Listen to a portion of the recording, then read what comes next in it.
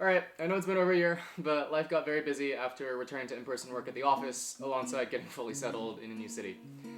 Anyways, for my first video back, we're going to be making an Argentinian / Greek fusion of chicken souvlaki, which is a popular Greek dish commonly sold at kebab shops. To make a long story short of how I came up with the idea for this recipe, a Greek fast food restaurant recently opened up in town that I started going to fairly regularly. One of the dishes that I enjoy getting there is chicken souvlaki, commonly served over rice or french fries. At that same time, I had also been making the popular Argentinian dish of flank steak with chimichurri sauce fairly often at home. I, of course, was interested in trying to replicate some of the dishes at this Greek restaurant, and last summer I had bought a charcoal grill on which I had frequently made Japanese yakitori and Indian chicken tikka. In other words, I'm fairly experienced with making grilled chicken skewers of all sorts, and so naturally I chose souvlaki as my first foray into Greek cooking. After looking up recipes for the dish, I immediately noticed similarities in the ingredients between the marinade for the chicken and the chimichurri that I'd already made several times before. In fact, at that time, I still had some leftover chimichurri sitting in my fridge, alongside some chicken thighs that were in my freezer. And so, of course, instead of reading through any of those recipes, I simply defrosted the chicken, cubed it up, tossed it in that remaining chimichurri sauce, put it onto skewers, and grilled it under my oven's gas broiler for about 4 minutes per side until nicely charred and sizzling. And it was honestly 10 times better than what I was getting at the restaurant, as well as being significantly cheaper per portion. I could honestly end the video right here. You can look up a recipe for chimichurri yourself.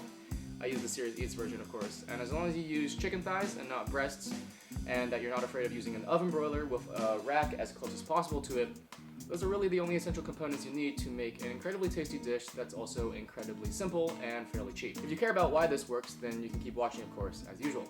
If you don't care for that, but you still want actual instructions to follow, then you can skip to this timestamp right here. Otherwise, let's talk. It's been a while.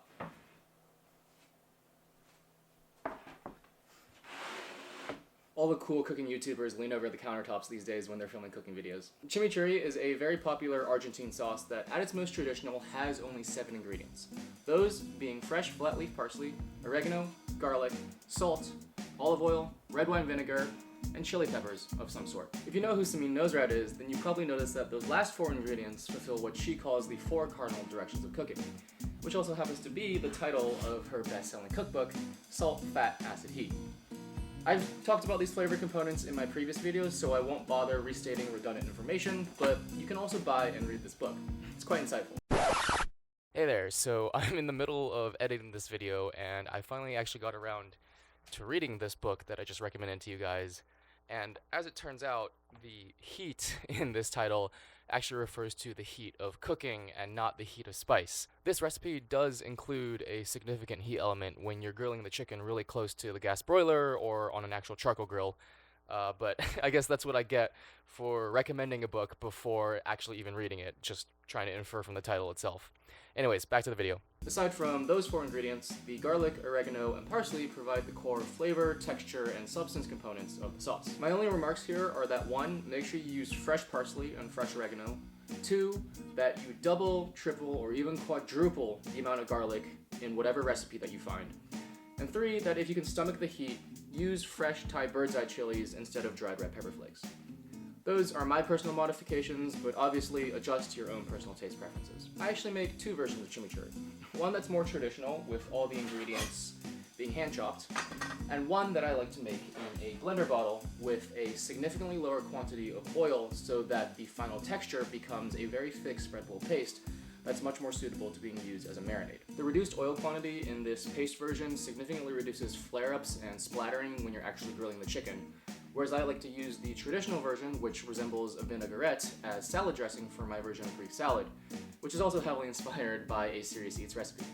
In fact, this entire video's premise was based on a Series Eats recipe for souvlaki and the Series Eats recipe for chimichurri, both of which, of course, I will leave linked down in the description below. Anyways, my version of Greek salad is a simplified version of the traditional recipe, with the ingredient list being pared down to just parsley, red onion, tomatoes, and feta cheese. The souvlaki recipe that I was inspired by on Series Eats also includes instructions on how to make tzatziki sauce, which I didn't make any modifications to at all. Just make sure that you get fresh dill when you're making it. This combination of slightly spicy grilled chicken, fresh chopped salad, and a cooling yogurt-based sauce is honestly one of the most incredible dishes I've ever made for myself with very minimal effort.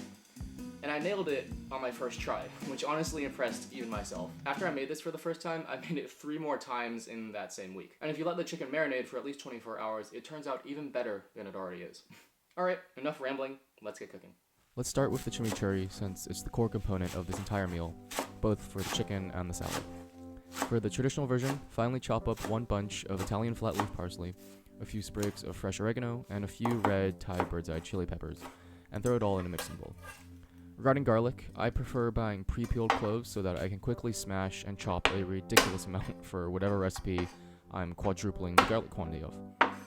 It's basically impossible to have too much, and I promise that your food will turn out so much better by vastly increasing whatever amount of garlic is called for.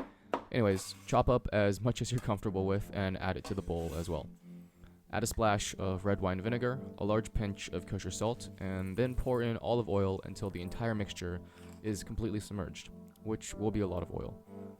Mix it up with a spoon, and that's it. We'll be using this as our salad dressing, but you can also use it as the marinade for the chicken if you don't want to bother with making the thicker version that I'm about to go over. Just be aware that the higher oil quantity in this version will result in large flare-ups if you're grilling over charcoal, or a lot of splattering if you're grilling under an oven broiler. For a blended version that's much thicker in consistency and better for marinating purposes, put all the same ingredients in a blender bottle, but only add enough oil to fill the bottle about a quarter of the way up. If your ingredient ratios are close to what I use, the final consistency of your chimichurri should look something like this. A thick spreadable paste that also happens to make a really good garlic bread, if you're into that. Now that we've made the chimichurri, we can get started with the remaining ingredient prep, which is all fairly simple. For the souvlaki itself, all you need to do is dice some chicken thighs into 9 pieces each, 2 vertical and 2 horizontal cuts. Marinate them for however much time you have, preferably at least overnight, and put them onto wooden skewers, also at 9 chunks per skewer. Fire up your oven broiler, move an oven rack to the top position, and place all of your skewers onto a sheet tray with a wire rack. The wire rack here is actually pretty important to prevent the chicken from steaming in its own juices. Grill for about 4 minutes per side. I like to grill on all 4 sides rather than just the top and bottom, but it takes more time and isn't absolutely necessary to fully cook the chicken. Ideally, your chicken should be nicely charred and sizzling when it's done, like this. For the salad, have an entire container of cherry tomatoes, dice half of a red onion, finally chop another bunch of flat leaf parsley, and dump it all into a large bowl, along with an entire container of crumbled feta cheese. Dress with however much chimichurri you want, and mix it all together, and your salad is done. This can all be done while your chicken is grilling to save some time. Finally, for the tzatziki, peel, de-seed, chop, and salt a cucumber in a bowl. Drain after a few minutes and add a cup of full-fat Greek yogurt, some chopped garlic, some chopped fresh dill, and another pinch of salt to taste. Serve everything together on a plate with some lemon wedges, and you have an amazing fresh summertime meal that also happens to be fairly low in carbs, if that's something you care about. That's it for today's video. I hope you found this helpful and or informative, and that maybe you've been inspired to come up with your own fusions of cuisines around the world. I already have plans for the next 3 videos after this one, but please let me know down in the comments if there's any specific dishes that you want me to cover or explore. Drop a like if you enjoyed what you saw today, and thank you again for watching Cooking With You. I'll talk to you guys in the next one. Peace.